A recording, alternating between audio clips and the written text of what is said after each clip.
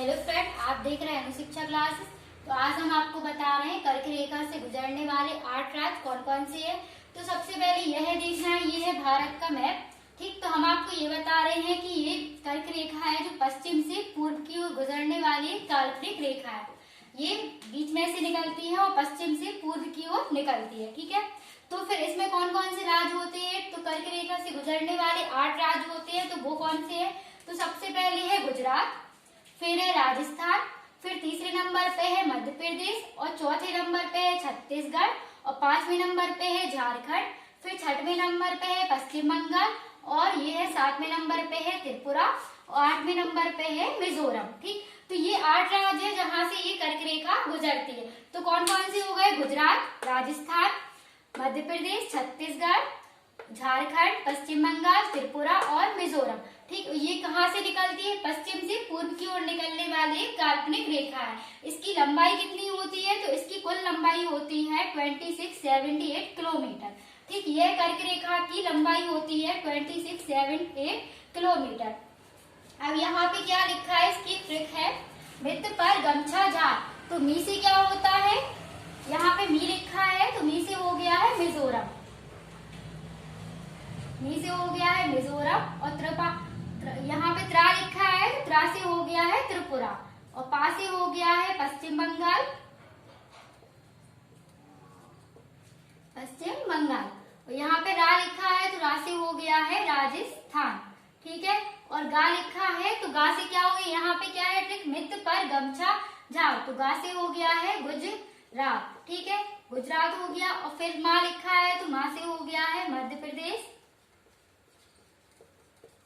और छा से हो गया है छत्तीसगढ़ और झार से हो गया है झारखंड। तो ये 8 राज्य थे जहां से कर्क रेखा निकलती है। तो इसकी ट्रिक क्या है? मित्त पर गमछा झाड़।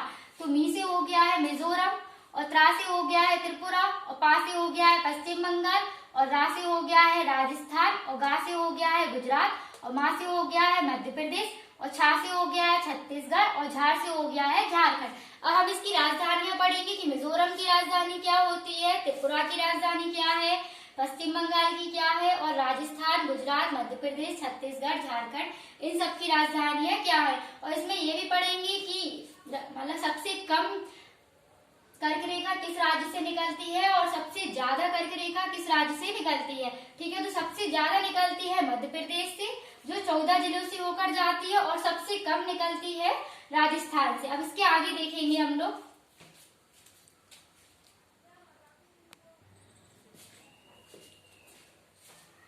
अब हम इसकी राजधानियां पढ़ेंगे।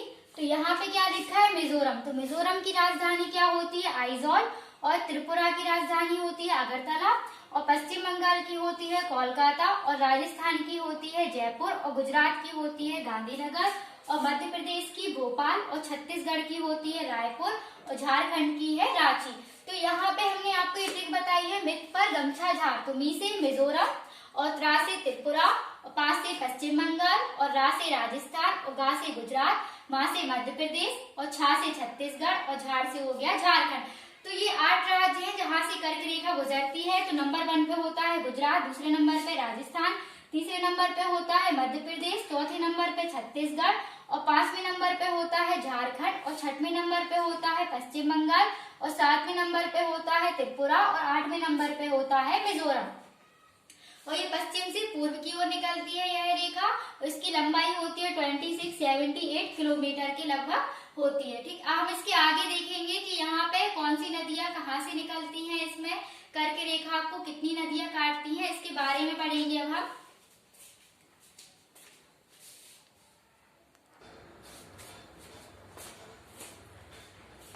कर्क रेखा की 2 स्थित नदियां हैं, सोन नदी और माही नदी। जो सोन नदी होती है वो यह भारत के मध्य भाग में बहने वाली एक नदी है।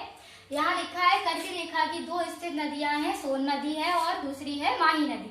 जो सोन नदी है वो है यह भारत के मध्य भाग में बहने वाली एक नदी है। तो मध्य भाग में बहती है ये नदी। ठीक है, अब माही नदी है, जो माही नदी यह गुजरात राजस्थान से निकल के अरब सागर में गिरती है। तो ये यहाँ से निकलती है गुजरात और राजस्थान से, फिर जाके कहाँ गिरती है? अरब सागर में गिरती है। ठीक, यह पश्चिम भारत की प्रमुख नदी है। जो माही नदी है वो पश्चिम भारत की एक प्रमुख नदी है। ठीक है, अब यहाँ पे हमें ये बताना है कि कर्क रेखा सबसे ज्यादा मध्य प्रदेश से होकर गुजरती है और जो 14 जिले से होकर निकलती है। यहाँ पे ये है सबसे ज्यादा, अधिकतर सबसे ज्यादा मध्य प्रदेश से ही होकर निकलती है कर्क रेखा, और ये है जो 14 जिलों से होकर निकलती है। अब कर्क रेखा की लंबाई सबसे कम होती है राजस्थान में, जो 85 किलोमीटर है। ठीक, तो आज हमने आपको ये बताया है कर्क रेखा से गुजरने वाले 8 राज्य है। तो 8 राज्य हमने आपको बताया है, गुजरात है, राजस्थान है, मध्य प्रदेश है, छत्तीसगढ़ है और झारखंड, पश्चिम बंगाल, त्रिपुरा और मिजोरम। और ये रेखा कहाँ से निकलती है? पश्चिम से पूर्व की ओर निकलती है और इसकी लंबाई कितनी होती है? 2678 किलोमीटर होती है।